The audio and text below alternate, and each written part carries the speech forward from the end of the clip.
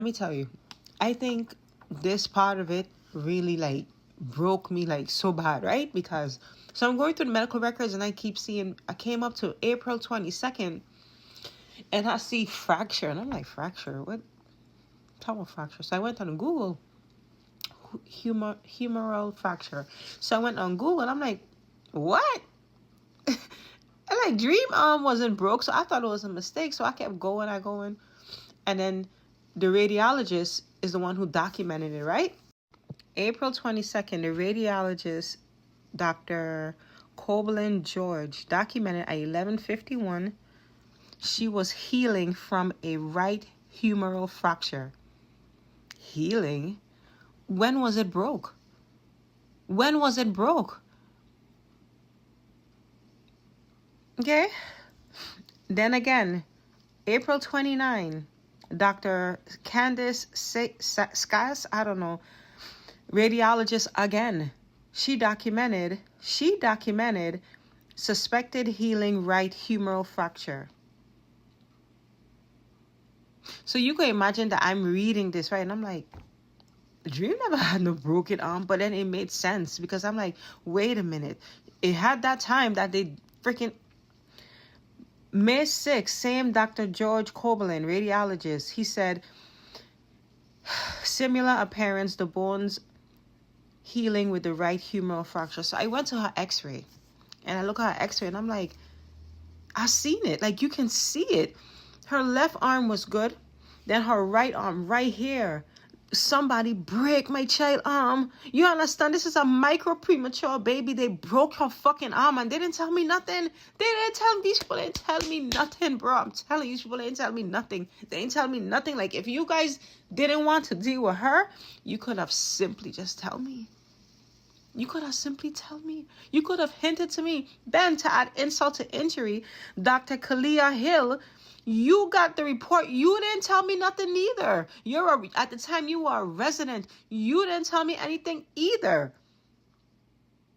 You didn't tell me, oh, the radiologist, they seen that Dream is healing from a broken arm. Y'all didn't tell me nothing. Yeah, y'all omitting information out of my baby's medical records. Oh, you didn't tell me, allegedly. But you guys didn't tell me. You fucking tell me. And then I remembered one day I was there and I was taking a picture of her and she had they made a cast out of gauze and then they put it on her right arm and it was like, I think it says do not remove. And when I asked them about it, they told me it was to keep the IV in place. Whole time, that's when y'all broke her arm. But no doctor, no nurse, none of them never told me that because if you know me, right? If you know me, first up, I was gonna raise hell. All the little shit I let slide. I was Listen, first off, I was gonna call the police because one of you broke my child's arm. There's no way y'all broke and it did my child so wrong. So at this point, she had sepsis. Her breathing tube pushed dangerously in her right lung, where her left lung was just getting fluid. Her feeding tube was removed or pulled back, redacted from her stomach and placed into her esophagus. She had E. coli. She had meningitis. She had a fever of 105. She had seizures. She had neck. She couldn't tolerate milk. All these things Dream overcame, well, minus the meningitis, I should say. All through the month of April, these people made it seem like Dream was just so stable. They didn't say nothing. They took her out of her incubator and put her in a crib. They took her off of all her IVs.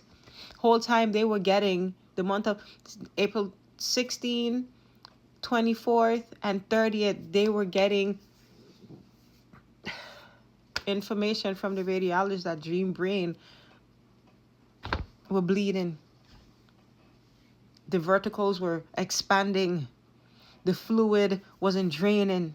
And they didn't tell me nothing. They made it seem like she was okay. They downgraded her oxygen from her mouth to her nose to a CPAP. You guys did all of this while seeing her head growing. I seen it. I told y'all about it. I told them about it so they can replace her cap for her CPAP breathing tube. Machine, whatever you call it. So we reached to May 6th. May 6th is when May 7th is when I came there, and her head was huge.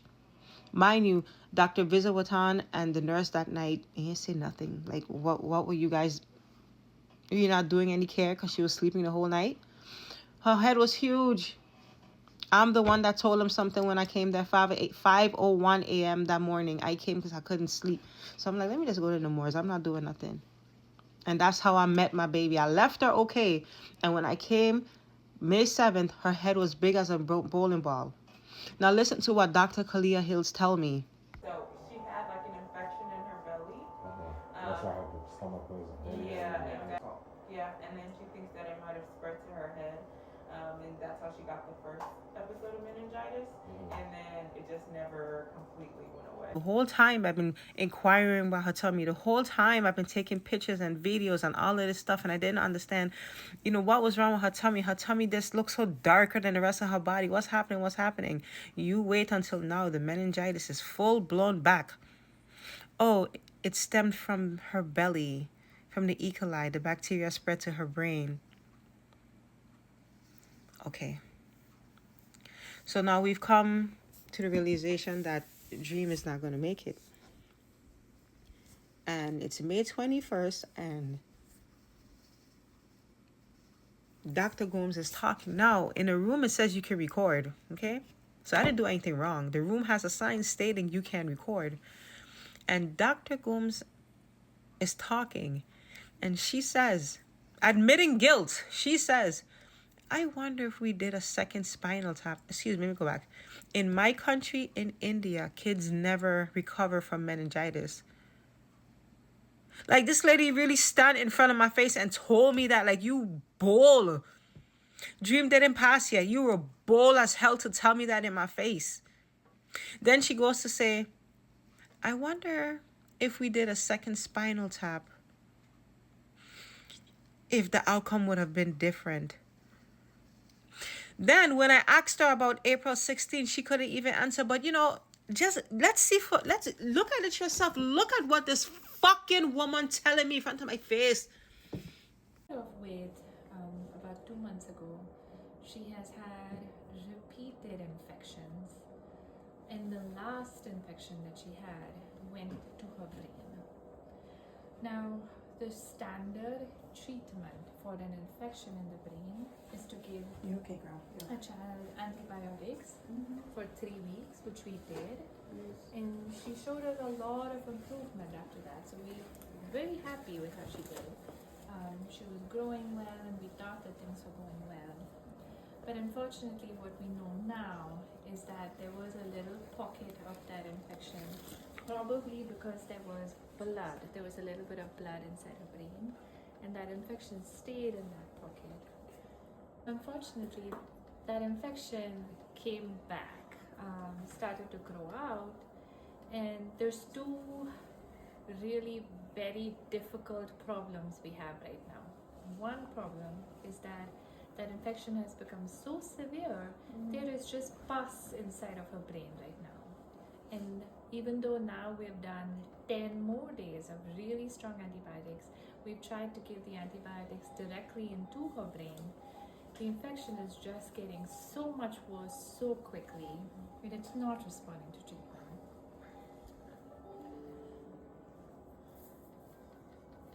And the other really difficult problem that we have no treatment for is that this infection has caused severe, irreparable damage to her brain.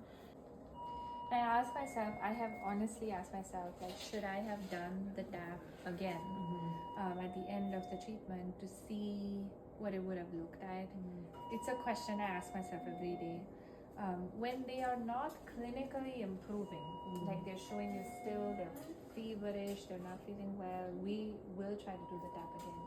When they're improving and they look well, we try to avoid it because it's painful. Right. Like, it's painful putting in the needle. I remember when I spoke to Dr. Sydney during that time, and I was asking him, like, well, is the meningitis gone? Because I know it was the 21, the time had passed, and she's like, there is no real way of telling, but unless, like what you just Do said, the you go needle. ahead and do the Yeah. testing again. But normally within the 21 days of Yeah. antibiotics, it does go away. It should have, especially because to begin with, there was Right. not a lot of bacteria, Right. Because it took 36 hours to grow. But it's a question I'm never going to know the answer to. So, and I'm just Yeah. asking, when you guys noticed, not you, but when you guys noticed, it started to increase was on the 16th of April. Let me go back to the growth chart. So this is the first ultrasound. This one actually doesn't say increase. It just okay. says the bleed again. Oh, the bleed. Okay, I'm sorry. Okay. Yeah, it just says dilated. That one is old, but what is new? The new is the interval grade 2 hemorrhages with new septations. Septations are just what's the word I'm looking for? Like divisions. And then I can look at the head circumference growth and see where is I have to look at the dates. This